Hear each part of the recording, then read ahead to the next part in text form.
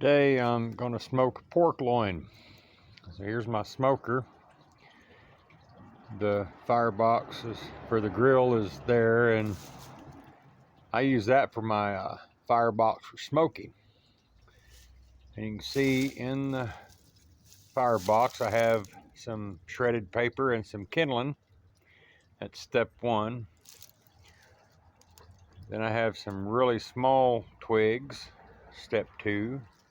A little bit larger, step three. A little bit larger, step four. Then when I get that going good, this is some pecan wood that is from limbs that have fallen out of our trees through the years. So it's all seasoned up, ready for smoking. So let's get going.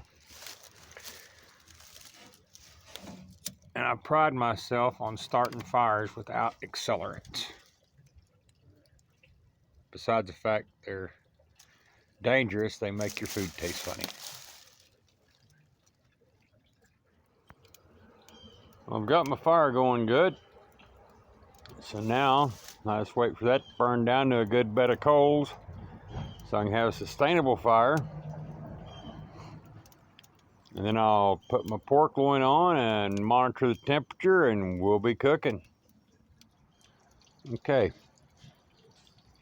I've got my temperature pretty much my cooking range. Now, the way I monitor the temperature and adjust it, if my temperature gets too high, I close vents. Like the exhaust vent here, and there's an intake vent down on the end at the smoke box. If it gets too low, I open vents. So by adjusting airflow, you adjust your temperature and you keep it in your cooking range. Like today, I'm shooting for 200 to 250. And I'll maintain this for a little while, get my grill good and heated up, and then I'll put my pork loin on and we'll be cooking. And there we have it. About 3 hours later, a pecan smoked pork loin.